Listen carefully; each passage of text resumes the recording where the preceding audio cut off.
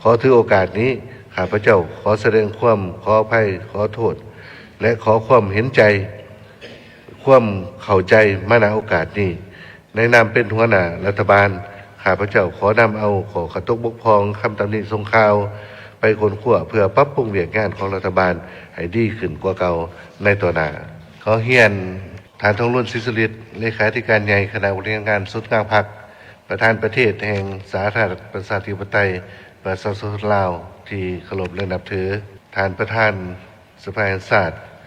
บรรดาทานห้องประธานสภาแห่งชาติคณะประจำสภาแห่งชาติที่นับถือบรรดาทานที่นับถือหลักแพง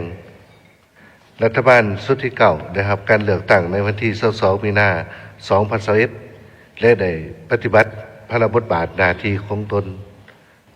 ในการบริหารประเทศด้วยความเป็นเจ้าการและมีความรับผิดชอบสูงในหนึ่งสมัยผ่านมาบุคลากรและกองจักรการจัดตั้งของรัฐบาลได้มีการปรับปรุงซับซ้อนเปลี่ยนแทนตามความเห็นของต้องการของหน้าที่การเมืองในแต่ละระยะซึ่งข้าพเจ้าก็ได้มารับหน้าที่เป็นนายกรัฐมนตรีเป็นหัวหน้าคณะรัฐบาลชุดที่เก่านับแต่วันที่30ธันวาคม2022เป็นต้นมาและก็ได้สืบต่อนำผ้าสี่นำสมาชิกรัฐบาลชุดที่เก่าในการสุมทุกข์เหือแห้งสติปัญญาและความสามารถของตนเขาในการจัดตั้งปฏิบัติแผนพัฒนาเศรษฐกิจสังคมแห่งชาติ5 ปีขั้นที่เก่าปฏิบัติวาระแห่งชาติและแก้ไขความยุ่งยากทางด้านเศรษฐกิจการเงินแก้ไขปัญหายาเสพติดแก้ไขปัญหาเคียงห่อนในสังคมซึ่งสามารถญาติได้ผลสำเร็จอันพ้นเด่นหลายด่านเป็นต้นเศรษฐกิจสืบต่อขยายตัวต่อเนื่องรวมยอดผลิตภัณฑ์ภายในขยายตัวเฉลี่ย 4.24 ส่วนหอยซึ่งขาดหมายวางไว้แม่น 4 ส่วนหอยขึ้นไปการเก็บและรับของงบประมาณได้เกินแผน5 ปีติดต่อกันเฮ็ดให้สามารถมีงบประมาณมาชำระหนี้สินหลายขึ้นจึงเฮ็ดให้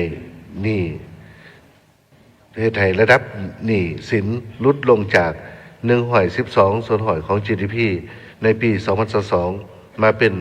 88 ส่วนหอยของ GDP ในปี 2025 และมีงบประมาณเพิ่มเงินเดือนเงินอุดหนุนให้พนักงานทหารตำรวจได้เพิ่มขึ้นดำเนินมาตรการคุ้มครองอัตราแลกเปลี่ยนอย่างเข้มงวด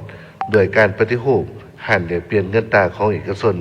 ให้มาอยู่ภายใต้การคุ้มครองของธนาคารธุรกิจสร้างตลาดแลกเปลี่ยนเงินตราแบบออนไลน์และคุ้มครองการชำระสะสางการนำเข้าและส่งออกสินค้าผ่านระบบธนาคารได้หลายขึ้นเฮ็ดให้อัตราแลกเปลี่ยนมีความมั่นเที่ยงเคียงคู่กันนั้นก็ได้ดำเนินมาตรการคุ้มครองราคาสินค้าซึ่งจากการปฏิบัติบรรดามาตรการดังกล่าวสามารถเฮ็ดให้อัตราเงินเฟ้อบางระยะของปี 2022 สูงเกือบ 40 ส่วนหอยลดลงเหลือเฉลี่ย 8.3 ส่วนหอยในปี 2025 ได้แก้ไขปัญหาเคียงห่อนในสังคมโดยเฉพาะปัญหาขาดครูสอนครูอาสาสมัครที่แก่ยาวมาหลายปีได้สำเร็จและอื่นๆเฮ็ดให้ประเทศพวกเฮาสืบต่อมีเสถียรภาพทางด้านการเมืองนักแน่นเศรษฐกิจสืบต่อขยายตัวต่อเนื่องและมีท่วงทางดีขึ้นสังคมมีความสงบปลอดภัยและมีความเป็นเหลือเป็นห้อยโดยพื้นฐานบทบาทสื่อเสียงอิทธิพลของสปป.ลาวสูงเด่นขึ้นในเวทีสากลและภาคพื้นถือโอกาสนี้ข้าพเจ้าขอต่างหน้ารัฐบาลชุดที่เก่าขอแสดงความขอบอกขอบใจ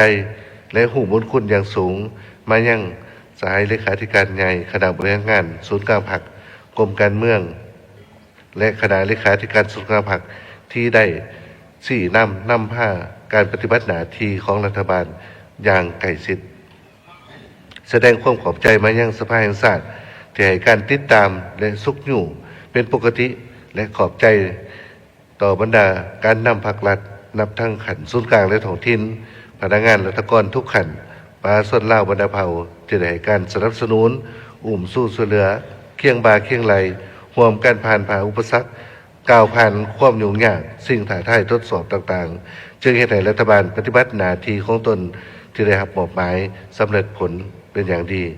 เคียงคู่กันนั้นการปฏิบัติหน้าที่เวียกงานของรัฐบาลในระยะผ่านมาก็ปราศจากบ่ได้ บางขอกระตกบกพร่องและขอข้องข้าง หรือสร้างความบ่พอพอใจจำนวนหนึ่งต่อสังคม ขอถือโอกาสนี้ข้าพเจ้าขอแสดงความขออภัยขอโทษ และขอความเห็นใจ ความเข้าใจมาณโอกาสนี้ ในนามเป็นหัวหน้ารัฐบาลข้าพเจ้าขอนำเอาขอกระตกบกพร่องคำตำหนิส่งข่าว ไปค้นคว้าเพื่อปรับปรุงเวียกงานของรัฐบาลให้ดีขึ้นกว่าเก่าในต่อหน้า